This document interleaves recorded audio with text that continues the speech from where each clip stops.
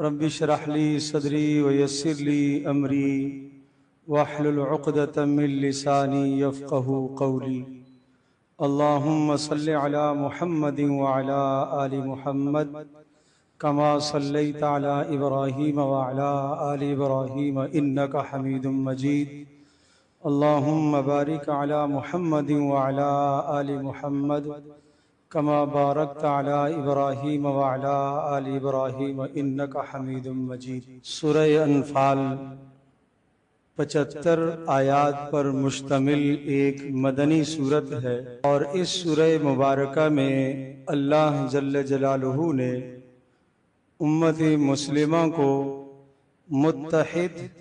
متفق رہنے کی بہت تاکید کی ہے، اور ساتھ ساتھ اسلامی مملکت کے خوبصورت اور پیارے اصول بھی بتلائے ہیں کہ اسلامی ریاست، اسلامی مملکت میں افواج کے کیا قوانین ہونے چاہیے، عوام کے کیا قوانین ہونے چاہیے، ارباب اقتدار کس طرح سے اپنے اقتدار کو سنبھالنے کی کوشش کریں۔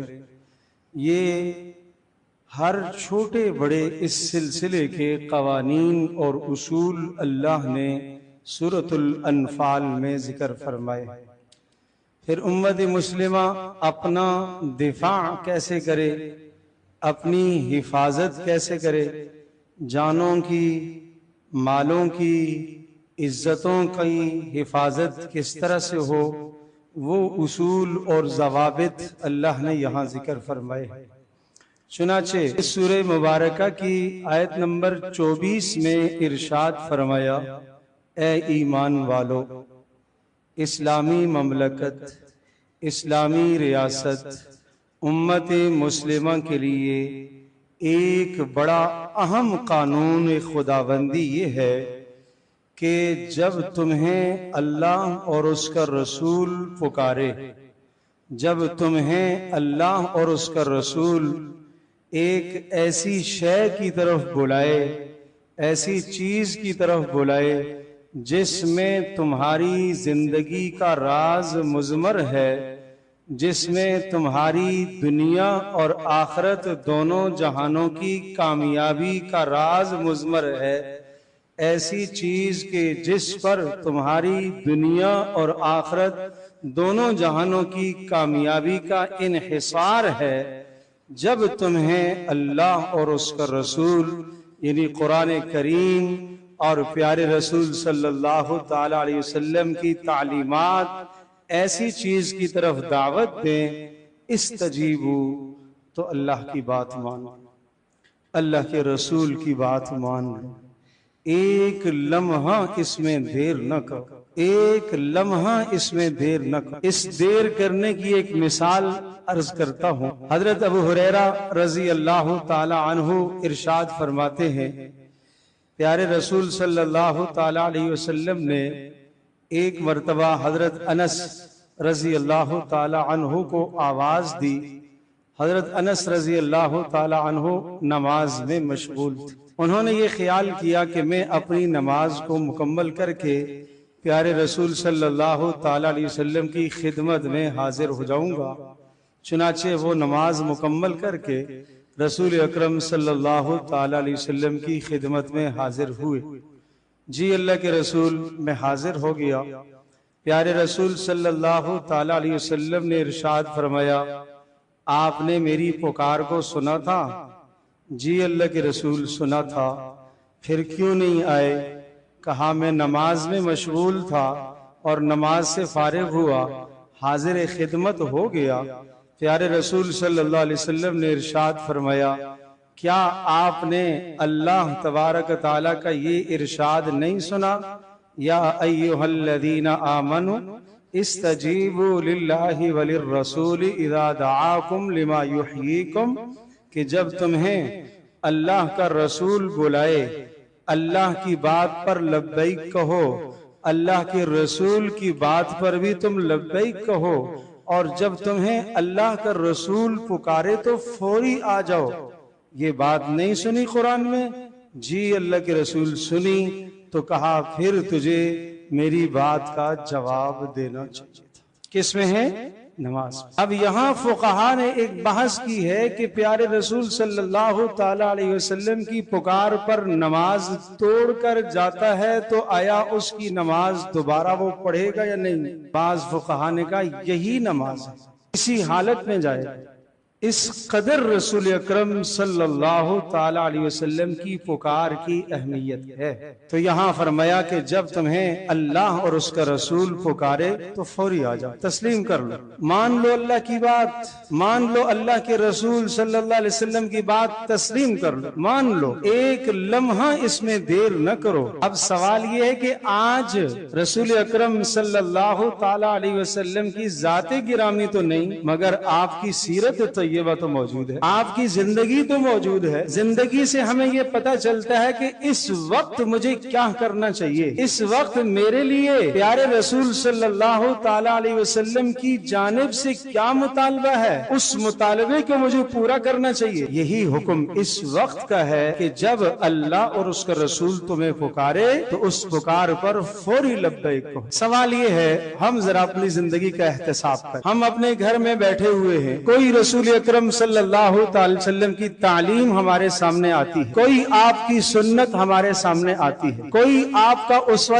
حسنہ ہمارے سامنے آتا ہے، کوئی وقت کا تقاضا ہمارے سامنے آتا ہے، پیارے رسول صلی اللہ تعالی وسلم کی زندگی سے ہمیں یہ معلوم ہو رہا اس وقت مجھے یہ کام کرنا چاہیے، مجھے رسول اللہ صلی اللہ تعالی وسلم کی سنت یہ تعلیم دے رہی ہے کہ اس وقت مجھے یہ کام کرنا چاہیے اور اس عمل کو اختیار کرنا چاہیے۔ اب اگر اس عمل کو میں اختیار نہیں کر رہا تو گویا کہ میں نے رسول اکرم صلی اللہ تعالی علیہ وسلم کی پکار پر میں نے لبیک نہیں کہا۔ یہ صرف زبانی جمع خرچی نہیں ہے، یہ صرف زبانی اسلام کا، ایمان کا، محبت کا دعویٰ نہیں ہے، یہ ایمان اور یہ محبت کا دعویٰ ہم سے کچھ مطالبہ کر رہا۔ اور پھر اگلا جملہ سنیے، وَاعْلَمُوا أَنَّ اللَّهَ يَحُولُ بَيْنَ الْمَرْءِ وَقَلْبِهِ۔ کیوں تمہیں کہا کہ جب تمہیں رسول کی تعلیم سامنے نظر آئے، رسول کا اسوہ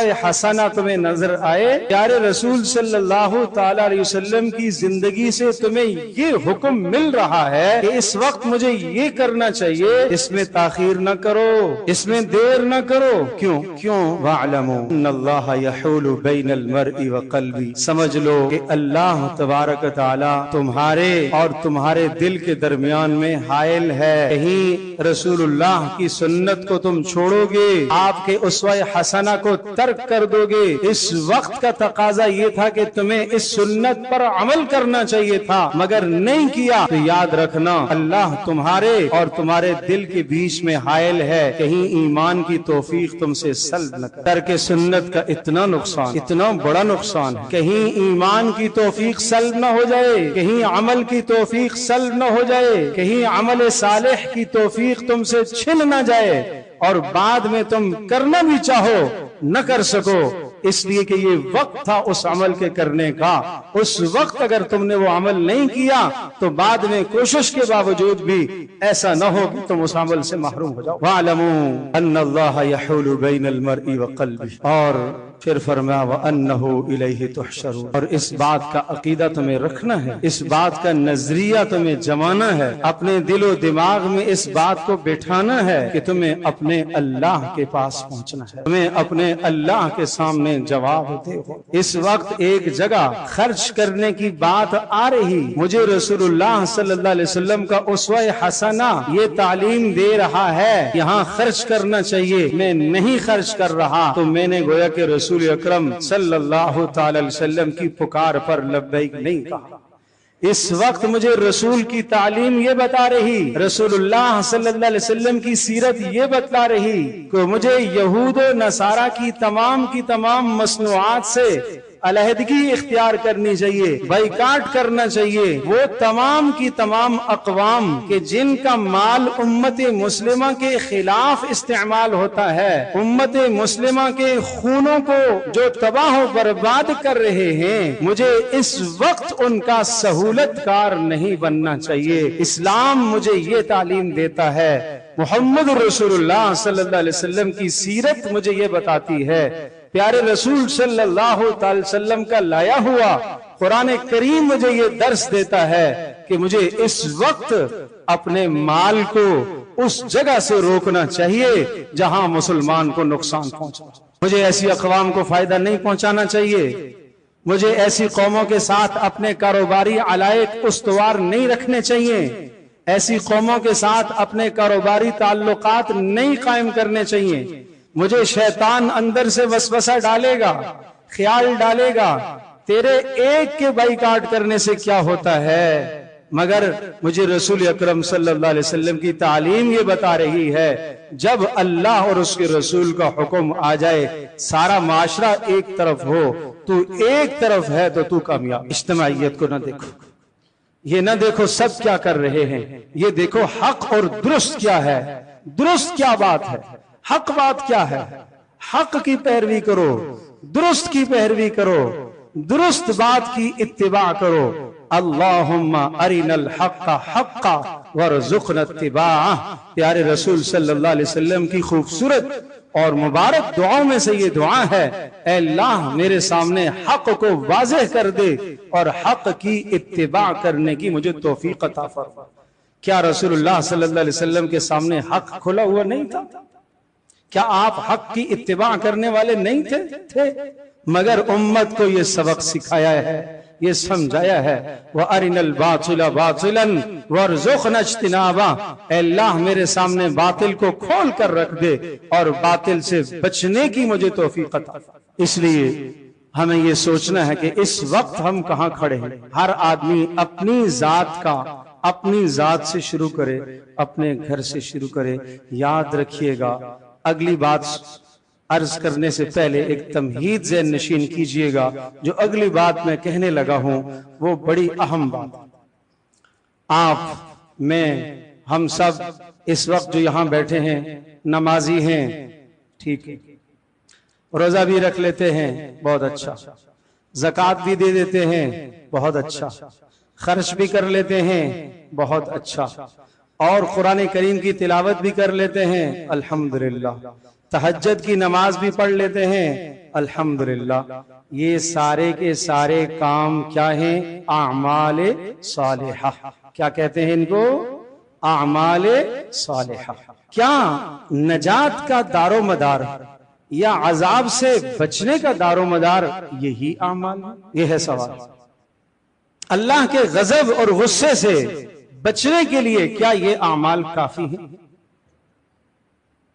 اس سوال کا جواب قرآن کریم کی آیت سے دے رہا ہوں، آیت نمبر 25 سورہ انفال، وَاتَّقُوا فِتْنَةً لَا تُصِيبَنَّ الَّذِينَ ظَلَمُوا مِنْكُمْ خَاصَّةً، فرمایا اللہ کے اس عذاب سے بچو، اس عذاب سے بچو جو عذاب صرف معاشرے کے اندر، سوسائٹی کے اندر، امت مسلمہ میں صرف وہ عذاب ظالموں کو نہیں پہنچے گا، بلکہ ظالموں کے ظلم پر خاموش رہنے والوں کو بھی پہنچے گا۔ صرف ظالموں کو نہیں آئے گا، ظالموں کے ظلم پر چپ رہنے والوں کو بھی وہ عذاب پہنچے گا۔ لا تصیبن الذین ظلموا منکم خاصہ، صرف ظالموں کو نہیں آئے گا۔ اس لیے میں عرض کر رہا ہوں، ایک ہے صلاح، نیک بن جانا، صرف اتنا کافی نہیں ہے میرے عزیز، بلکہ عذاب سے بچنے کے لیے اگلا اقدام کرنا پڑے گا کہ جہاں گناہ ہو رہا ہو، ظلم ہو رہا ہو، زیادتی ہو رہی ہے، اس گناہ کو گناہ کہنا، اس ظلم کو ظلم سمجھنا، اس ظلم کے خلاف آواز اٹھانا، اس ظلم کے خلاف حسب استطاعت اپنی آواز کو بلند کرنا۔ اگر یہ کرتے رہیں گے تو عذاب سے بچ سکو گے، ورنہ امت پر جو عذاب آئے گا اس عذاب میں صالح اعمال صالحہ کرنے والے بھی مبتلا۔ پیارے رسول صلی اللہ علیہ وسلم نے اس کی ایک مثال ارشاد فرمائی، بڑی خوبصورت مثال، اتنی واضح، اتنی صاف ستھری مثال اور اتنی دو ٹوک مثال آپ نے دی ہے۔ آپ نے ارشاد فرمایا، سمجھ لو ایک سفر ہو، سمندری سفر ہو، اور ایک جہاز میں لوگ بیٹھے ہوئے ہوں، اور جہاز 2 منزلہ ہو یا کئی منزلوں پر مشتمل ہو، نیچے ایک تہخانے کی منزل ہو، ایک اوپر کی منزل ہو، نیچے کی منزل جو ہے وہ پانی کے اندر ہے، اوپر کی منزل پانی سے باہر ہے۔ اب نیچے والے پانی لینے کے لیے اوپر والی منزل پر آتے ہیں، اوپر والے کہتے ہیں ہم تمہیں پانی نہیں لینے دیں گے، اس لیے کہ تمہارے اوپر آنے سے ہمیں تکلیف ہوتی ہے۔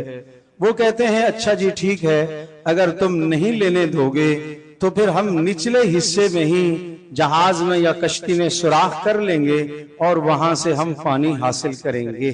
تو آپ نے کیا سمجھایا کہ جب نچلے طبقے والے اگر وہاں سوراخ کر لیتے ہیں پانی حاصل کرنے کے لیے، اور اگر اوپر والے ان کو نہ روکیں اور وہ یہ کہیں کہ ہماری منزل میں تو سوراخ نہیں ہو رہا، یہ تو نچلے والے منزل میں سوراخ ہو رہا ہے، وہ جانے اور اس کا کام جانے، تو آپ بتائیے کہ جب اس سوراخ سے پانی اندر کشتی میں آئے گا، نیچے والی منزل جب بھر جائے گی تو کشتی ڈوبے گی، تو نیچے والے بھی ڈوبیں گے اور اوپر والے بھی ڈوبیں گے، یا کیا اوپر والے بچ جائیں گے؟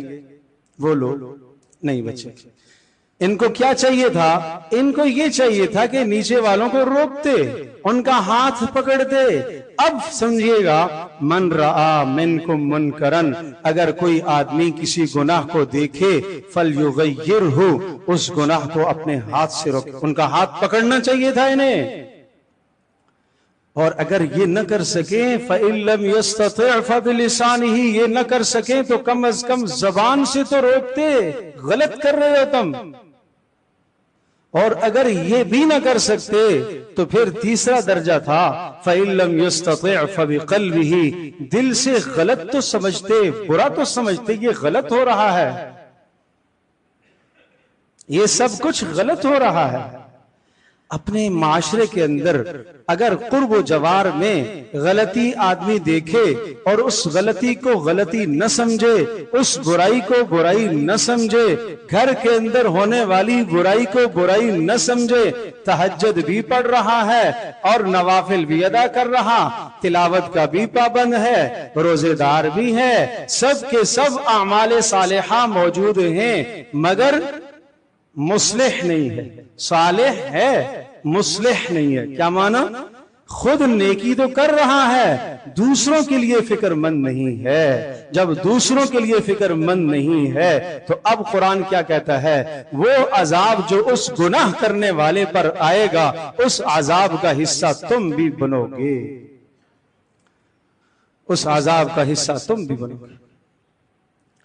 پیارے رسول صلی اللہ علیہ وسلم نے ایک اور حدیث سے اس کی وضاحت ذکر فرمائی ہے کہ گزشتہ قوموں میں اللہ تبارک تعالی نے حضرت جبریل علیہ السلام کو حکم دیا، فلاں قوم کو جا کے ان کی بستی کو الٹ کر آ جاؤ، ظالم بستی ہے، ظلم کرنے والی بستی ہے، زیادتیاں کرنے والی بستی ہے، نافرمان لوگ ہیں۔ حضرت جبریل علیہ السلام تشریف لے جاتے ہیں اور وہاں دیکھا ایک نیک آدمی ہے، ایک پل جھپکتے بھی اس نے کوئی نافرمانی نہیں کی۔ حضرت جبریل وہ منظر دیکھ کر واپس آ جاتے ہیں، اے اللہ اس بستی میں ایک شخص ایسا ہے جس نے پل جھپکتے بھی آپ کی نافرمانی نہیں کی۔ اللہ پاک نے حکم دیا، جاؤ اس بستی کو پہلے اس شخص پر الٹو، اس کو پہلے تباہ کرو۔ کیوں؟ اس لیے کہ ایک لمحے کے لیے اس نے اپنے آپ کو عبادت سے تو غافل نہیں کیا، مگر میری نافرمانی ہوتے دیکھا اس نے، اور اس کے چہرے پر ذرہ برابر تغیر نہ آیا۔ آج ہم کہتے ہیں مجھے کیا اس سے، مجھے کیا سروکار ہے۔ لہذا 4 کام۔ نمبر 1، زبان سے منکر اور برائی اور ظلم کو روکنا۔ اول، ہاتھ سے روکنا، اس کی استطاعت نہیں ہے تو پھر دوسرا درجہ ہے کہ زبان سے روکو۔ اگر زبان سے ایک آدمی نہیں روک سکتا، اس کی استطاعت نہیں ہے، تیسرا درجہ دل سے اس کو برا سمجھو۔ یہاں کے بعد آپ نے ارشاد فرمایا اس کے بعد ایمان کی کوئی رتی نہیں اس کے پاس بچی، وہ مسلمان کہلانے کا حقدار نہیں بچا، وہ مردم شماری میں تو مسلمان کہلاتا ہے مگر اللہ کے کاغذوں میں اس کا اسلام نہیں بچا۔ پھر اس کے بعد آخری درجہ، اس کے بعد اس کے ساتھ ایک درجہ یہ ہے کہ کم از کم آدمی ان برائی کرنے والوں سے علیحدہ تو ہو جائے، اختلاط تو نہ رکھے، تعلق تو نہ رکھے، دوستی تو نہ رکھے، علائق تو نہ رکھے، محبت تو نہ رکھے، ایسوں سے اپنے آپ کو علیحدہ کر لے، اس برے معاشرے سے، اس گندے معاشرے سے، اس گندی سوسائٹی سے اپنے آپ کو علیحدہ کر دے۔ کیا آپ نہیں جانتے کہ ایک علاقے کے اندر اگر چند لوگ گندگی کو اختیار کیے ہوئے ہیں اور بدبو اور تعفن کو اختیار کیے ہوئے ہیں، جب تک ان کی بدبو اور تعفن پر دوسری چیزوں کا کنٹرول رہے گا اور آپ کی صفائی اور ستھرائی کا کنٹرول رہے گا تو کچھ نہیں آپ کو نقصان ہوگا، لیکن جس دن آپ نے اپنا کنٹرول ڈھیلا کر دیا وہ برائی آپ پر چھائے جائے گی، وہ بدبو آپ پر غالب آ جائے گی۔ بالکل اسی طرح سے اسلام ہمیں یہی تاکید دیتا ہے، ایسی جگہوں سے اپنے آپ کو علیحدہ کرنا چاہیے، ایسی جگہوں سے اپنے آپ کو علیحدہ کرنا چاہیے۔ وَاعْلَمُوا أَنَّ اللَّهَ شَدِيدُ الْعِقَابِ، سمجھو اللہ سخت سزا دینے، اس کا استحضار کرو، اس کا عقیدہ بٹھاؤ، اس کو دل میں بٹھاؤ، اللہ سخت ترین سزا دینے والا ہے، سخت سزا دینے والا ہے۔ آج کے اس دور میں جہاں ہم آج پوری دنیا میں ظلم دیکھ رہے ہیں، غزہ پر ہونے والا ظلم، اس کے باوجود بھی اگر ہمارا مسلمان اپنے آپ کو یہودی مصنوعات کی بائیکاٹ سے نہیں اپنے آپ کو بچا رہا، بائیکاٹ نہیں کر رہا، تو وہ سوچے میں کہاں کھڑا، جا نہیں سکا، ہاتھ سے نہیں روک سکا، زبان سے نہیں روک سکا، دل سے بھی برا نہ جانے، اور جناب اپنی مالی امداد بھی ان یہودیوں کو کرتا رہے، تو وہ سوچے میں کہاں کھڑا۔ اس نے اللہ کے سامنے جواب دے نہیں ہونا، اس نے رسول اکرم صلی اللہ تعالی علیہ وسلم کی تعلیم نہیں سیکھی، اس کو رسول اللہ صلی اللہ تعالی علیہ وسلم کے سامنے قیامت کے دن پیش نہیں کیا جائے گا، وہ خون میں نہائے ہوئے معصوم بچے سامنے نہیں لائے جائیں گے، اور وہ خون میں نہائی ہوئی خواتین اور وہ بیوائیں اور وہ جوان جن کے جسم چھلی ہو گئے وہ سامنے نہیں لائے جائیں گے، اور وہ سوال پوچھے گا بِأَيِّ ذَنبٍ قُتِلَتْ، میرے قتل ہونے کا سبب اے اللہ کیا تھا، اے اللہ میرے قتل میں شریک کون کون ہے اسے سامنے لایا جائے، جو مالی شریک ہے وہ بھی لایا جائے، جو زبانی شریک ہے وہ بھی لایا جائے، جو دلی اعتبار سے شریک ہے خوش ہے اسے بھی لایا جائے، اور جو عملی شریک ہے اسے بھی لایا جائے۔ اس وقت کیا جواب ہوگا؟ تازہ تازہ جسموں سے خون رس رہا ہوگا، اور وہ مقتول اللہ کے سامنے یہ دعویٰ دائر کرے گا، وہ انصاف کا دن ہے، وہ انصاف کا دن ہے جس دن اللہ تبارک و تعالیٰ سب کو انصاف دلوائے گا، جس دن ایک جانور کو دوسرے جانور سے بھی انصاف دلوایا جائے گا، تو انسان کا انصاف نہیں دلوایا جائے گا۔ اس لیے فرمایا وَاعْلَمُوا أَنَّ اللَّهَ شَدِيدُ الْعِقَابِ، سمجھ لو اللہ سخت سزا دینے والا ہے۔ اس وقت غزہ میں جو سمود فلوٹیلا ایک قافلہ ہے اور صرف انسانیت کی ہمدردی کے لیے وہاں پہنچا ہے، اور پوری کی پوری انسانیت اور پوری دنیا کے ممالک کی ترجمانی کرتے ہوئے وہ وہاں پہنچا ہے۔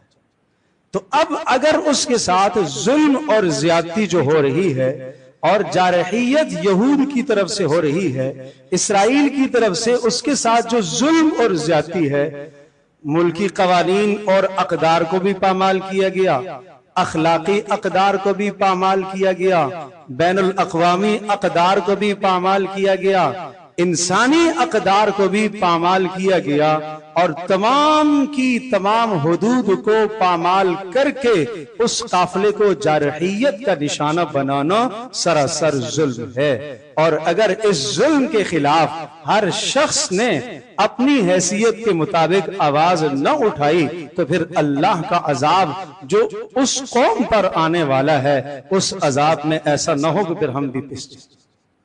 یہ ہے بات کہنے کی۔ وَاتَّقُوا فِتْنَةً لَا تُصِيبَنَّ الَّذِينَ ظَلَمُوا مِنْكُمْ خَاصَّةً، اس عذاب سے اپنے آپ کو بچاؤ جو صرف ظالموں تک محدود نہیں رہے گا، اس لیے کہ جب گندم پستی ہے تو پھر گھن بھی بیچ میں پسا کرتا ہے، پھر یہ بھی پستا ہے۔ وَاعْلَمُوا أَنَّ اللَّهَ يَحُولُ بَيْنَ الْمَرْءِ وَقَلْبِهِ، اس بات کو سمجھو کہ اللہ تبارک تعالی، اللہ تمہارے اور تمہارے دل کے بیچ میں حائل ہے۔ کسی وقت بھی تمہاری توفیق عبادت سلب ہو سکتی ہے۔ جس عبادت کو کرتے ہوئے تم مطمئن ہو کہ میں 100% ٹھیک چل رہا ہوں، پوری دنیا میں جو ہوتا رہے، میرے محلے میں جو ظلم ہوتا رہے، میرے پڑوس میں جو ظلم ہوتا رہے، میرے گھر میں جو ظلم ہوتا رہے، مجھے اس ظلم سے کوئی سروکار نہیں ہے، میں اس ظلم کا حصہ نہیں بن رہا۔ میرے عزیز، اتنی بات کافی نہیں ہے، ظلم کا حصہ بھی نہ بن، اور اگلا اقدام یہ کر کہ اس ظلم کے خلاف جو آواز اٹھا سکتا ہے وہ تو ہاتھ سے ظلم کو روکو، نہیں روک سکتے ہو زبان سے روکو، نہیں روک سکتے ہو دل سے روکو، یہ بھی نہیں کر سکتے ہو تو اختلاط تو نہ کرو۔ لیکن ایک آدمی سارا دن نافرمانوں کے ساتھ اور ان کی نافرمانیوں کے ساتھ بیٹھتا بھی ہے، اٹھتا بھی ہے، ان کی ہاں میں ہاں بھی ملاتا ہے، انہیں جی حضور بھی کرتا ہے، پھر نمازیں بھی پڑھتا ہے اور کہہ رہا ہے تم بھی صحیح کر رہے ہو۔ ظالم کی حمایت کرنا شرک ہے، جس کو حدیث میں سراسر شرک کہا گیا۔ فرمایا جس نے کسی ظالم کو جانتے ہوئے کہ یہ ظلم کر رہا ہے پھر بھی اس نے حمایت کی اس کی، تو کیا فرمایا؟ اس نے اپنی گردن سے اسلام کا ہار نکال کے پھینک، اس نے اپنی گردن سے اسلام کا ہار نکال کر پھینک دیا۔ اسلام کی عزت اور شرافت کو اس نے کنارے پر رکھ دیا، اس نے بالائے طاق رکھ دیا۔ تو ہر شخص اپنی زندگی کا احتساب کرے۔ پیارے رسول صلی اللہ تعالی علیہ وسلم کی تعلیمات ہمارے لیے خوبصورت نمونہ ہے۔ لَقَدْ كَانَ لَكُمْ فِي رَسُولِ اللَّهِ أُسْوَةٌ حَسَنَةٌ، حالت جنگ میں آپ کا اسوہ کیا تھا؟ حالت امن میں آپ کا طریقہ کار کیا تھا؟ اپنے محلے اور برادری میں آپ کا طور طریقہ کیا تھا؟ اپنے گھر میں آپ کا طور طریقہ کیا تھا؟ اپنوں کے ساتھ آپ کے میل ملاپ کا طریقہ کار کیا تھا؟ دشمنوں کے ساتھ اٹھنے بیٹھنے کا طور طریقہ آپ کے ساتھ کیا تھا؟ اور دشمنان اسلام کے ساتھ آپ علیہ السلام کے روابط کیسے تھے؟ معاشی روابط آپ کے کس طرح سے تھے؟ ان میں ہر چیز میں پیارے رسول صلی اللہ علیہ وسلم کا اسوہ حسنہ موجود ہے۔ آئیے سچے دل سے ہم عزم کرتے ہیں، ہم اپنے نبی صلی اللہ تعالی وسلم کی زندگی کو اپنے سینے سے انشاءاللہ لگاتے ہیں۔ آؤ آج عزم کرو، اپنے گھروں کو دیکھو، گھر میں کون سی چیز ایسی ہے جو خلاف سنت ہے؟ ہٹا دو۔ قدم رکھو اپنے نفس پر، قدم رکھو اپنے نفس پر، اپنے نفس پر، اپنی چاہتوں پر قدم رکھو، اور اپنے سر سے لے کر اپنے پیر تک اللہ کے واسطے دیکھ لو، اپنا احتساب کر لو۔ رسول اللہ صلی اللہ علیہ وسلم کی سنت کے خلاف کیا کیا میں نے کیا ہے؟ کیا ایسا کام ہے جس سے میرے نبی کا دل دکھتا ہے؟ اگر وہ کام میری زندگی میں، میرے لباس میں، میری شکل میں، میرے معاملات میں، میری معاشرت میں اگر وہ عمل ہے تو میں پیارے رسول صلی اللہ علیہ وسلم کا دل تو نہ دکھاؤں، میں کیوں ان کا دل دکھاؤں؟ کیا میں اس لیے پیدا ہوا تھا؟ کم از کم راحت نہیں پہنچا سکا تو دل تو نہ دکھاؤ، کم از کم آپ کے دین کو راحت ہم نے نہ پہنچائی تو دل تو نہ دکھاؤ۔ اللہ اکبر، اللہ اکبر۔ میں تفصیل میں نہیں جاتا، ہر آدمی اپنا احتساب سر سے لے کر پیر تک اپنی زندگی کو دیکھے۔ کچھ نہیں ہے یہ دنیا، اس دنیا کی خاطر، اس دنیا کی خاطر، اس دنیا کو خوش کرنے کے لیے اپنے پیارے حبیب کو ناراض کرو گے؟ اس دنیا کو خوش کرنے کے لیے اپنے اللہ کو ناراض کرو گے؟ معاشرے کو خوش کرنے کے لیے رسول اللہ صلی اللہ علیہ وسلم کی سنت کو ایک طرف کر دو گے؟ پیارے رسول صلی اللہ علیہ وسلم کے پیارے طریقے کو ایک طرف کر دو گے؟ معاشرے کو راضی کرنے کے لیے، خاندان کو راضی کرنے کے لیے، اپنی سوسائٹی کو راضی کرنے کے لیے، بیوی بچوں کو راضی کرنے کے لیے کل قیامت کے دن کیا جواب دو گے؟ کیا یہ نہیں پڑا تمہارے مال اور تمہاری اولادیں وہ فتنہ ہیں، امتحان ہیں، امتحان ہیں، امتحان ہیں؟ ان کی محبتوں میں آ کر، معاشرے کی محبت میں آ کر اللہ اور اس کے رسول سے غافل نہ ہونا، اللہ کی تعلیمات سے، پیارے رسول صلی اللہ علیہ وسلم کی سیرت مطہرہ سے غافل نہ ہونا، یہ بدترین جرم ہوگا تمہارا۔ اس لیے آئیے ہم عزم کرتے ہیں انشاءاللہ کہ ہم اپنے سر سے لے کر پیر تک پیارے رسول صلی اللہ علیہ وسلم کی زندگی کو اپنی زندگی میں نافذ کریں گے انشاءاللہ، اور اپنے گھروں میں بھی انشاءاللہ ہم نافذ کریں گے انشاءاللہ، اپنے کاروباروں میں بھی آپ صلی اللہ علیہ وسلم کی زندگی کو ہم نافذ کریں گے انشاءاللہ، معاملات میں، معاشرات میں، زندگی کے ہر شعبے میں پیارے رسول صلی اللہ علیہ وسلم کی تعلیمات کو زندہ کریں گے۔ اللہ مجھے بھی، آپ کو، ہم سب کو عمل کی توفیق عطا فرمائے۔ وآخر دعوانا الحمدللہ رب العالمین۔